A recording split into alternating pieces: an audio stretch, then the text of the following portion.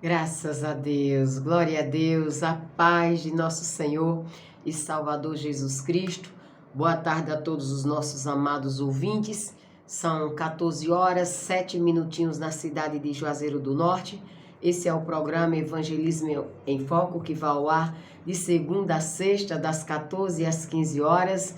Tem na apresentação a pastora Cícera Pereira, na sonoplastia a Keliene Souza. É claro que você é a nossa companhia de todas as tardes, companhia desejada. Ficamos sempre aguardando que chegue essa hora para estarmos juntos e assim compartilhar uma palavra de Deus, ouvir você falando de onde você está, quem é você, quem está aniversariando hoje na sua casa, como está o seu dia, essa sua tarde. Olha, tudo isso é muito importante para nós. Então vem com a gente, fica com a gente.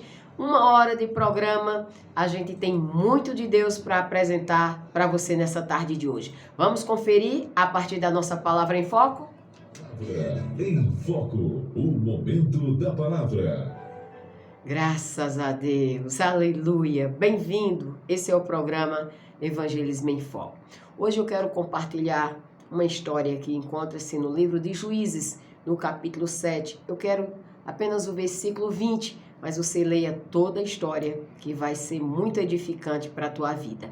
Diz assim, Juízes, capítulo 7, versículo 20. Assim, tocaram as 3 companhias as buzinas e quebraram os cântaros, e tinham nas suas mãos esquerdas as tochas acesas, e nas suas mãos direita as buzinas para tocarem, e clamaram: Espada do Senhor e de Gideão. Amém? Glória a Deus, aleluia. Queridos, essa história é muito bacana mesmo. Gideão aqui vai enfrentar um numeroso exército medianita, e na hora dele sair, Deus começa a pedir que ele escolha os homens.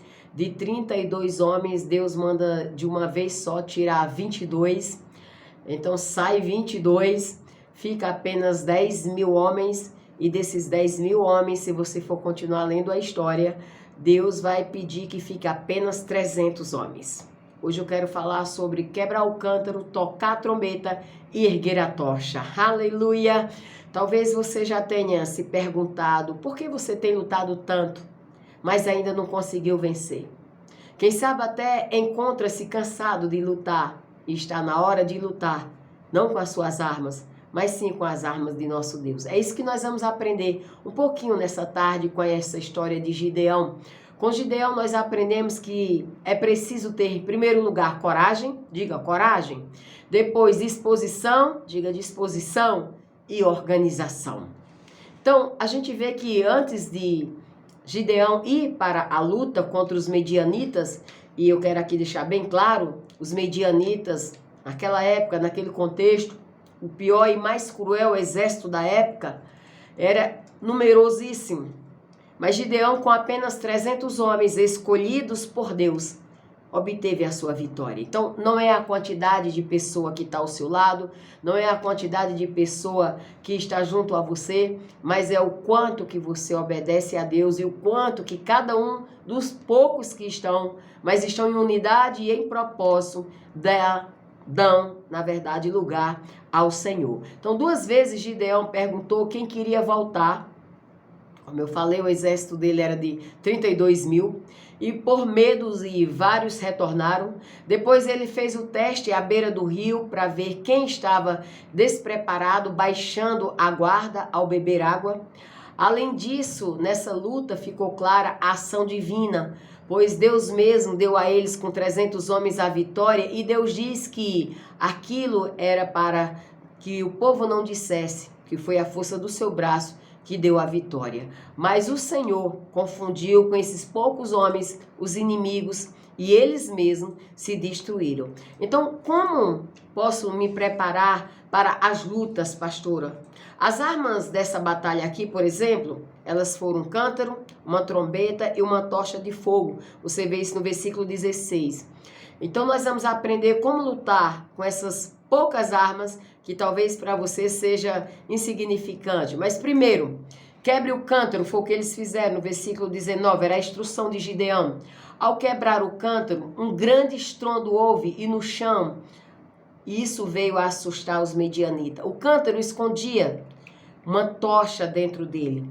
E ao ser quebrado, a tocha foi exposta para iluminar. Muitas vezes o cântaro esconde nossa luz e por isso precisa ser quebrado. Vamos ver aqui o significado do cântaro nessa passagem e na prática para o nosso dia a dia. O que seria isso? Quebrar o cântaro significa negar a si mesmo, como Jesus ordenou. E chamando a si a multidão com seus discípulos, disse-lhes: se alguém quiser vir após mim, negue-se a si mesmo e tome a sua cruz e siga-me.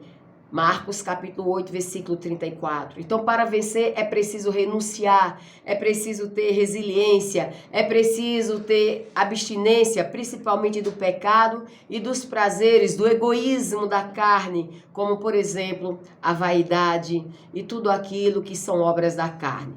Versículo 18, você vai entender o toque da trombeta. A trombeta era feita de um chifre de carneiro e ao tocar a trombeta, esses 3 grupos de 100 pessoas, eles se revezaram para não se cansar e mantiveram o sonido por muito tempo ecoando no vale onde estavam os inimigos. Tocar a trombeta, portanto, significa testemunhar Jesus e não ter vergonha de anunciar o evangelho, como Jesus disse, para não nos envergonharmos dele e da sua palavra. Porquanto, disse Jesus, qualquer que entre essa geração adúltera e pecaminosa se envergonhar de mim e das minhas palavras, também o Filho do Homem se envergonhará dele, quando vier na glória de seu Pai com os santos anjos. Marcos 8, versículo 38. Queridos, a igreja, ela precisa, nós como igreja, precisamos nos unir para manter o som da trombeta ecoando sobre esse mundo de treva. É o que a Bíblia nos exorta. Ao tocar a trombeta, nós anunciamos a Cristo. Como Gideão mandou que gritasse pelo Senhor e por Gideão, versículo 18. E precisamente eles lutam pela igreja. Hoje nós lutamos pela igreja de Cristo e pelos aqueles que estão perdidos nessa terra. Erguer a tocha do versículo 20 significa exatamente dizer que a tocha serviu para iluminar o caminho, o exército ser confundido do inimigo, a visão dos inimigos agora pensando que havia muito mais homens ao alto da colina. Então, nossa tocha, saiba você que é a palavra de Deus, que nos ilumina e nos faz fortes diante dos nossos inimigos. Lâmpada para os nossos pés é a tua palavra e luz para os nossos caminhos. Salmo 119, versículo 5. Disse Jesus que não devemos esconder a nossa luz e sim mostrá-la ao mundo. Mateus 5, versículo 14 a 16. Ele diz: não se acende a candeia e se coloca debaixo do alqueire, mas no velador e dá luz a todos que estão na casa. Assim, diz a palavra, resplandeça a vossa luz diante dos homens para que vejam as vossas obras e glorifique a vosso Pai que está nos céus. O que te impede de vencer? O que te impede de atingir os teus objetivos? Anota, faz uma lista e pelo poder da palavra, pela coragem, disposição, pela ousadia, com a organização da palavra de Deus, do Espírito Santo, vença aquilo que você já sabe que precisa vencer. Deus abençoe sua vida. Vamos ouvir esse louvor. Daqui a pouquinho a gente volta com muito mais de Deus. Fica com a gente. Eu volto já.